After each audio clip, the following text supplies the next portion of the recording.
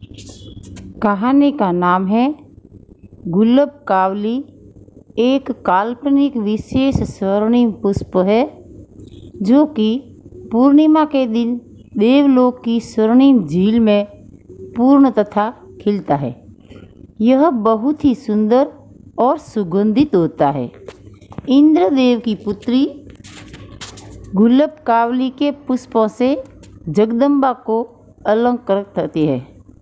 इस पुष्प की विशेषता यह है कि अंधे व्यक्ति की आंख पर इसे लगाने से उसे पुनः दृष्टि प्राप्त हो जाती है। मनुष्य लोक में एक बार शिव भक्त राजा प्रचंड के पुत्र ने देवलोक से यह पुष्प लाकर अपने पिता की आंखों पर रखा तो उन्हें खोई हुई दृष्टि पुनः प्राप्त हो गई। अवंती नगर का राजा प्रचंड और महारानी प्रतिदिन शिव भगवान का अभिषेक कर राज्य संचालन करते थे। उनके राज्य में प्रजा सुखी थी। कई वर्षों तक संतान न होने के कारण राजा ने रूपवती नामक कन्या से पुनः विवाह किया, जिससे तीन पुत्रों का जन्म हुआ। ये तीनों पुत्र मूर्ख और बुद्धिहीन थे।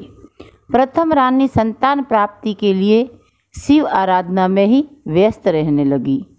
कुछ दिनों पश्चात उसने एक पुत्र को जन्म दिया, जिसका नाम विजय रखा गया।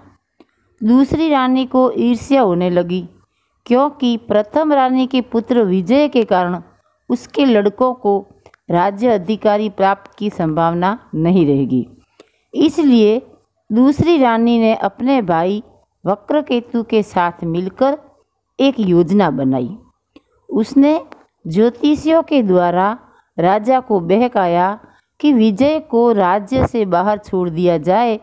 यदि नहीं छोड़ा गया तो उसके रहने से राजा नेत्रहीन हो जाएंगे।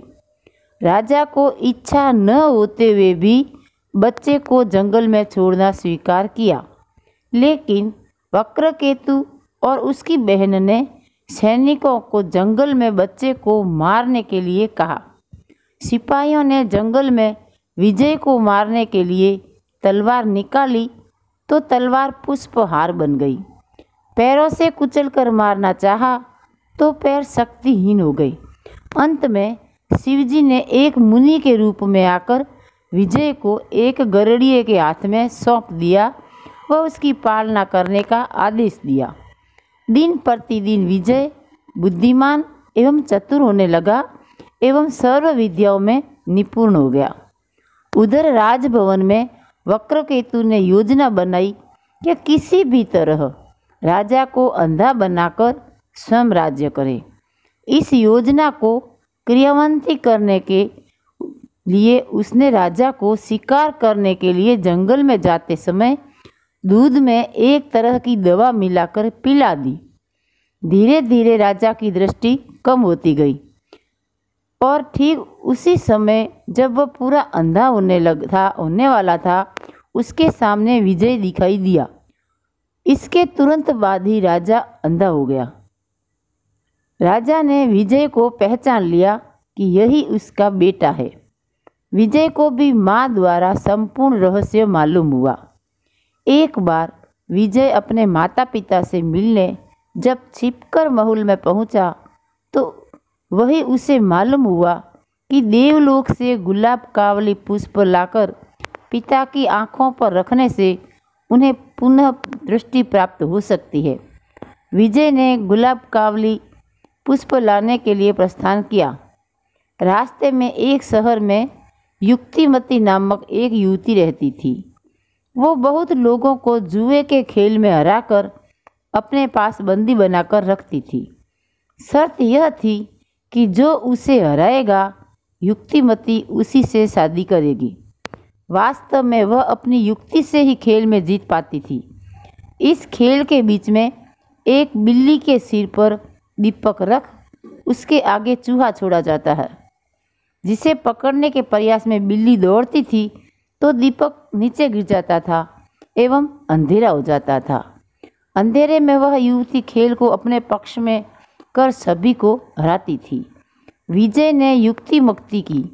यह युक्ति पहचान कर उससे खेलने के लिए एक बूढ़े व्यक्ति के वेश में जाकर उसे हरा दिया और शर्त के अनुसार उससे विवाह कर लिया। विजय गुलाबकावली का फूल लाने के लिए पूर्णिमा के दिन देवलोक पहुंचा। वहां स्वर्णिम झील में खिले हुए गुलाबकावली के पुष्प उसे दिखाई दिए। उन पुष्पों को मनुष्य लोक तक लाने हेतु विजय को अनेक विघ्नों का सामना करना पड़ा। अंत में विजय ने पुष्पों को पिता की आंखों पर रख उन्हें पुनः दृष्टि प्राप्त कराई एवं राजद्रोही वक्रकेतु का संहार किया। विजय का युवराज के रूप में राज्य दरबार में अभिषेक हुआ। आध्यात्मिक भाव से जैसे अंधे व्यक्ति को गुलाबकावली पुष्प द्वारा दृष्टि प्राप्त होने का प्रसंग कहानी में स्पष्ट किया गया है, वैसे ही वर्तमान समय चारों ओर व्याप्त अंधकार, अज्ञान एवं विकारों के वशीभूत हुए ज्ञान नेत्रहीन मानव को पुनः शिव बाबा परम धाम से आकर ज्ञान रूपी पुष्पों द्वारा ज्ञान का तीसरा नेत्र प्रदान कर रहे हैं।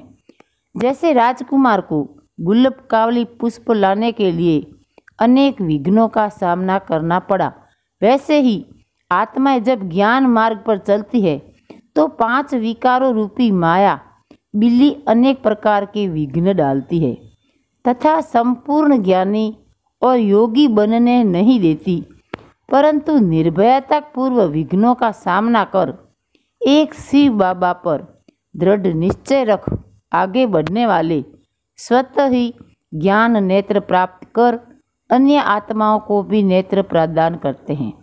उपयुक्त कहानी में जैसे कहा गया है कि खेल के बीच में बिल्ली के हस्तक्षेप के कारण कई व्यक्ति हार गए, वैसे ही ज्ञान मार्ग में माया रूपी बिल्ली भी आत्मा की ज्योति बुझाकर निर्णय शक्ति को समाप्त कर देती है।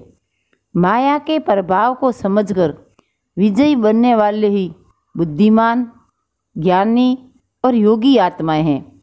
जैसे राजकुमार ने राजद्रोही का संहार कर युवराज पद प्राप्त किया, वैसे हमें भी शिव शक्ति बन माया का संहार कर शिव बाबा से स्वर्ग के राज्य का अधिकार लेना है।